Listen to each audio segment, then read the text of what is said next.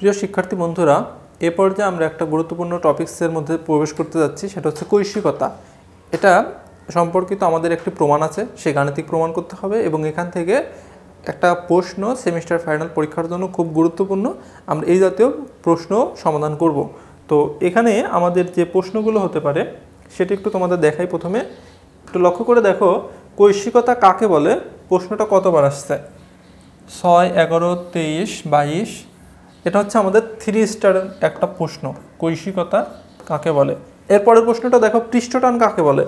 এটা প্রায় 1 বছর বা প্রতি বছরই এই প্রশ্নটা আসতেছে। দেখো, এই প্রশ্নটা আমাদের 4 স্টারের একটা প্রশ্ন, যেটা আমাদের অতি সংক্ষিপ্তর মধ্যে এই অধ্যায়ের টপ ইম্পর্টেন্ট প্রশ্নের মধ্যে একটা।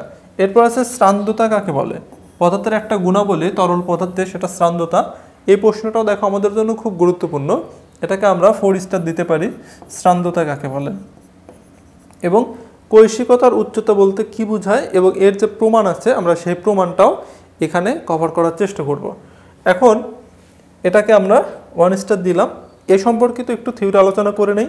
প্রথমেই কৈশিকতা কাকে বলে বা ক্যাপিলারিটা কি? কোনো তরল পদার্থের মধ্যে যদি সূক্ষ্ম সরু কাঁচনল প্রবেশ করানো হয়, তবে এই নলের মধ্যে তরলের যে ওঠা বা নামা, এই ঘটনাটাকেই বলা হচ্ছে কৈশিকতা। অর্থাৎ যদি সংজ্ঞার মতো করে সাজিয়ে বলতে চাই, কোনো তরল পদার্থের মধ্যে সরু কাঁচনল নিমজ্জিত করলে এর মধ্যে তরল ওঠা বা নামার প্রবণতাটাকেই বলা হচ্ছে কৈশিকতা। এখন এই কৈশিকতাটা কিসের জন্য হচ্ছে?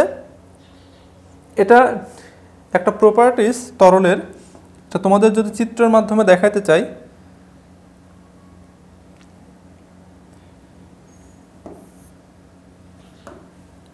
আচ্ছা এখানে সিঙ্গেল লাইন দিয়ে দেখাই। মনে করো এটা একটা পানির পাত্র। এখন এইখানে যদি আমি একটা সরু কাঁচনল প্রবেশ করাই, তো দেখা যাবে যে পানির মধ্যে তরল কিছুটা উপরে উঠে আসছে, এর মধ্যে পানি আছে। এই যে কাঁচনলের সাথে স্পর্শ করে পানি উপরের দিকে উঠে আসতেছে, এই উঠে আসার ঘটনাটাকেই বলা হচ্ছে কৈশিকতা। কৈশিকতা তাহলে কেন হচ্ছে? এর পিছনে 3টা কারণ আছে। একটা হচ্ছে অ্যাডহেশন, একটা কোহেশন, আর একটা হচ্ছে সারফেস টেনশন। এছাড়াও অবতল বা মিনিসকাস বলা হয়, সেটাও আছে। অ্যাডহেশন এবং কোহেশনটাই মূলত বেশি গুরুত্বপূর্ণ। এটা কি? অ্যাডহেশন, এই দুইটা ওয়ার্ডের দিকে লক্ষ্য করো, AD, তার মানে দুইটাকে অ্যাড করা বলতেছি। আমরা যখন বলি কোনো কিছু অ্যাড করো, তার মানে কি সেটার সাথে আরও কিছু যুক্ত করো। জাস্ট অ্যাডহেশনটাও ঠিক তাই। একটা পদার্থের সাথে আরও একটা পদার্থের সংস্পর্শে আসলে যে তাদের মধ্যে যে আকর্ষণ বল, সেটাকেই বলা হচ্ছে অ্যাডহেশন। এটা কেমন? তুমি যখন তোমার হাতটা পানির মধ্যে রাখবা, হাতটা উঠায় নিয়ে আসো, তোমার হাতের সাথে কিছু পানি লেগে আসছে না? এটা কেন লেগে আসছে? এই অ্যাডহেশনের জন্য। তোমার হাতের সাথে পানির যে আকর্ষণ বল, সেটার কারণে। এটাই হচ্ছে অ্যাডহেশন। কোহেশনটা কি? কোহেশন হচ্ছে একই পদার্থের অণুগুলোর মধ্যে যে আকর্ষণ বল, সেটা হচ্ছে কোহেশন। এটা কেমন? দেখো, পানির অণুটা যখন এভাবে তুমি একটা হাতের আঙ্গুলের মাথায় পানি নিয়ে সেটা যদি চুইয়ে নিচে পড়ে, তো এই পানিটা ফোঁটা আকারে নিচের দিকে পড়তেছে, এটা ছড়িয়ে পড়তেছে না, কুয়াশা হয়ে যাচ্ছে না। কেন যাচ্ছে না? কারণ হচ্ছে এর কোহেশন, এর নিজের অণুগুলোর মধ্যে যে সংযোগ বা যে আকর্ষণ, আসক্তি বল, সেটাই হচ্ছে কোহেশন।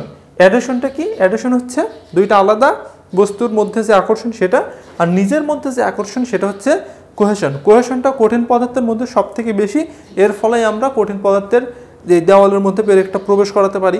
কাঠের অণুগুলোর মধ্যে সংশক্তি খুব বেশি, এরপর স্টিলের মধ্যে আরও অনেক বেশি, যার কারণে স্টিলের মধ্যে আমরা খুব স্বাভাবিকভাবে কোনো কিছু প্রবেশ করাতে পারি না। এটাকে ড্রিল করতে আমাদের ড্রিল মেশিন ব্যবহার করতে হয়, বা অনেক সময় এটাকে ড্রিল করতে গেলে সেটা ভেঙেও যায় বা নষ্ট হয়ে যায়। আর তরল পদার্থের আরও একটু কম, তার ফলে কী হয়, তরলের মধ্যে আমরা খুব সহজেই কোনো কিছু প্রবেশ করাতে পারি বা নিক্ষেপ করলে সেটা তরলে নিমজ্জিত হয়ে যায়, যদি সেটার ডেনসিটি বেশি হয় তরলের তুলনায়।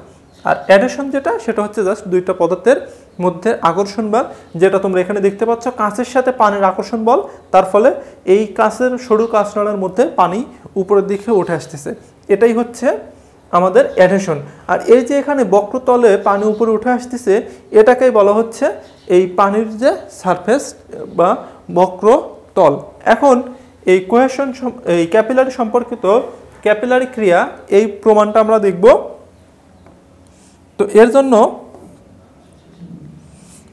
আমি একটা ফিগার নিয়ে নেই প্রথমে।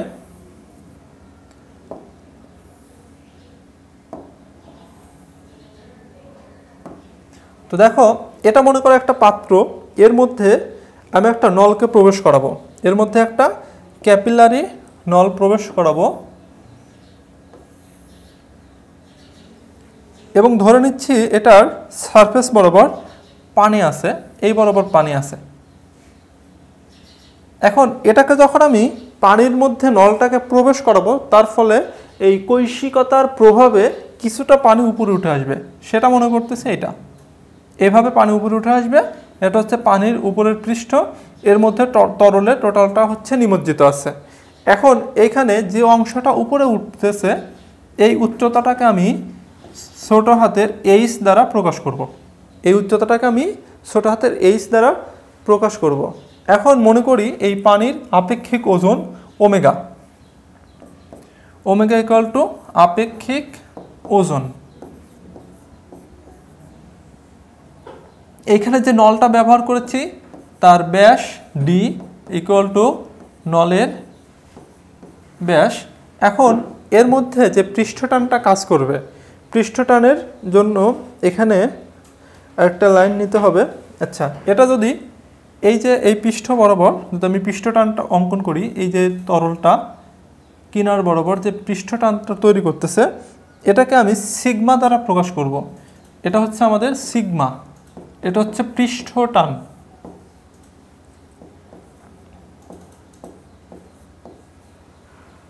পৃষ্ঠটানটা শুরু কর, এখানে আরেকবার তোমাদের একটু আলোচনা করে নেই, তাহলে তোমাদের জন্য সহজ হবে। পৃষ্ঠটান, পৃষ্ঠটান হচ্ছে, তোমরা লক্ষ্য করে দেখবা তরল পদার্থ যদি তুমি একটা গ্লাসের মধ্যে যদি পানি নাও, এর উপরের সারফেসটা একদম টান টান হয়ে আছে এবং এর উপরের তলের পানির অণুগুলো নিচের দিকে এটা হচ্ছে গমন করতে যাচ্ছে, অর্থাৎ টেন্ডেন্সিটা নিচের দিকে, গ্র্যাভিটেশনাল ফোর্স বলো এটাকে। বাট এখানে আমরা জাস্ট এই পৃষ্ঠটান নিয়ে আলোচনা করতেছি, যার ফলে চিন্তা করতেছি এই অণুটাকে নিচের দিকে যে টেনে যে বলটা নামাতে চাচ্ছে সেটা হচ্ছে এই পৃষ্ঠটান। পৃষ্ঠটানের ফলে পানির উপরে সারফেসটা টান টান হয়। তোমরা একটা পানির ফোঁটাকে দেখবা, তুমি যদি একটা পানির ফোঁটাকে আলতো করে স্বচ্ছ কাচের উপরে রেখে দাও, দেখবে উপরটা উত্তল আকার হয়ে কার্ভ সৃষ্টি করে আছে। এটা কেন? এটা হচ্ছে এই পৃষ্ঠটানের ফলে। এর ফলেই পানির উপর দিয়ে দেখবা যে পানির উপরে যে পোকা বা মাছিগুলো হেঁটে যায়, কেন যেতে পারে? এই পৃষ্ঠটানের প্রভাবে। তাহলে এইখানে এই কাঁচের পরিধি বরাবর যে পৃষ্ঠটানটা কাজ করতেছে সেটা হচ্ছে সিগমা। এখন এখান থেকে আমরা যে কাজটা করতে পারি, কতটুকু পানি উপরে উঠবে সেই থিমটা ব্যবহার করে এই কৈশিক ক্রিয়া এখান থেকে আমরা ফর্মুলাটা ডিরাইভ করব। কিভাবে? দেখো, আমি যদি কোনো একটা বস্তুকে উপরের দিকে টেনে তুলতে চাই, কতটুকু বল দিলে সেটা উঠবে? আমি যতটুকু বল দিব ততটুকু বস্তুকেই তো আমি উপরে তুলতে পারবো। আমি যদি 5 কেজি বল দিয়ে কোনো একটা বস্তুকে টেনে তুলতে চাই, সেটার ওজন যদি হয় 10 কেজি, আমি তো সেটা উঠাইতে পারবো না। 5 কেজি বস্তুকে উঠাইতে আমাকে 5 কেজি ফোর্সই দিতে হবে, তাহলে আমি সেটাকে উঠাইতে পারবো। ঠিক একইভাবে এখানে আমরা এই যে তরল, কতটুকু তরল উপরে উঠবে, যতটুকু পৃষ্ঠটান উপরের দিকে ক্রিয়া করবে। এখানে আমাদের এই তরলের সাথে কাঁচের সাথে এর যে কোণটা, সেটা হচ্ছে এই কোণটাকে বলতেছি থেটা।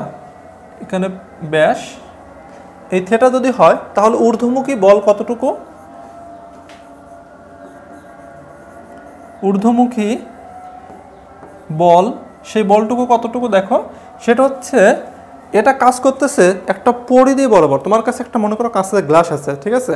এই গ্লাসটাকে কি ইমাজিন করো, গ্লাসের মধ্যে এটা এরকম একটা কলম নাও, কলম নিয়ে গ্লাসের একদম কিনার বরাবর এরকম করে রাখো। তাহলে রাখলে এটা হচ্ছে গ্লাসের ভার্টিক্যাল অংশ, এটা হচ্ছে ইনক্লাইন অংশ।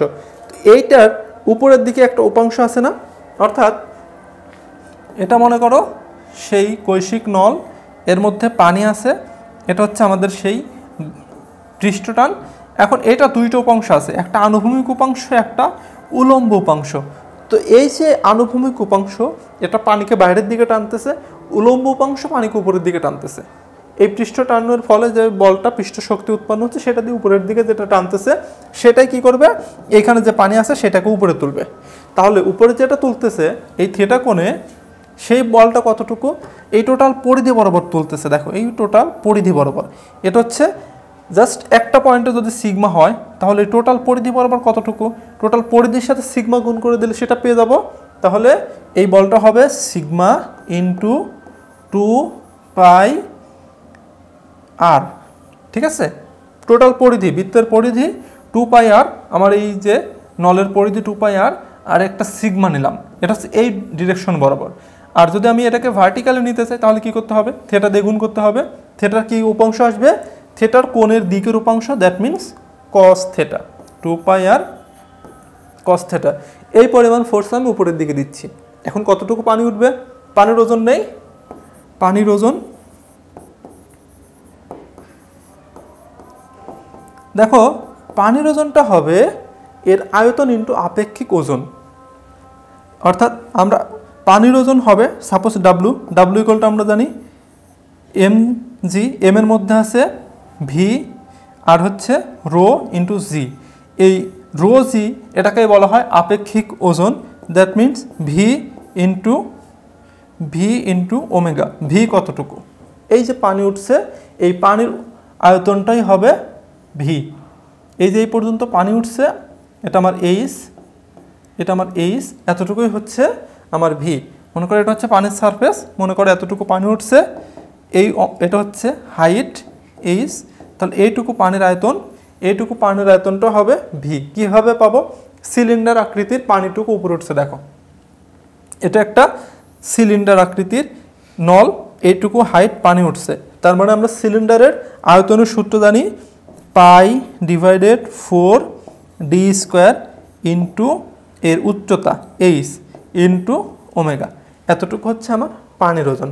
আমি টান দিছি কতটুকু, এই যে সিগমা ইন্টু 2πr cos θ, পানি উঠছে কতটুকু, π/4d² H into omega.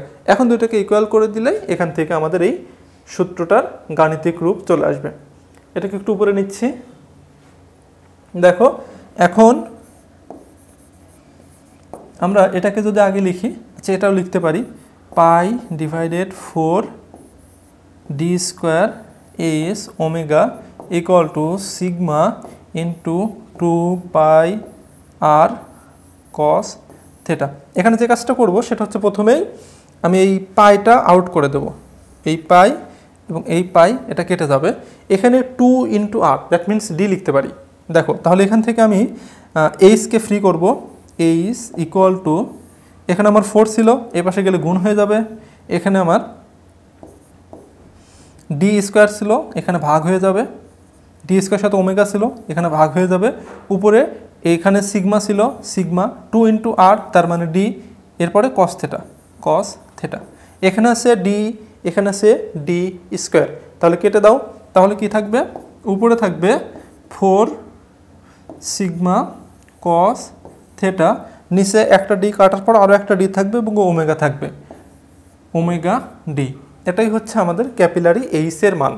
Capillary height H is equal to 4 into sigma cos theta divided omega D. এটাই হচ্ছে আমাদের কৈশিকতার ফলে কতটুকু পানি উপরে উঠবে বা নিচে নামবে সেই ভ্যালুটা।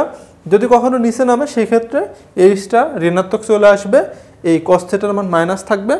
আর যদি বলে অবনমন সেক্ষেত্রে এই এইচের মান আমরা ইনপুট করব মাইনাস দিয়ে, কারণ এটা হচ্ছে মনে করো আমাদের ডেটাম, উপরেরটা প্লাস নিচেরটা মাইনাস। যদি কখনো থেটা বের করতে বলে আর সেখানে এইচটা অবনমন দেওয়া থাকে সেক্ষেত্রে কিন্তু অবশ্যই তোমাকে এইচের আগে মাইনাস দিতে হবে। এই জিনিসটা তোমরা একটু লক্ষ্য রেখো। আশা করি এখন তোমরা এই প্রমাণটা বুঝতে পেরেছো। ধন্যবাদ সবাইকে।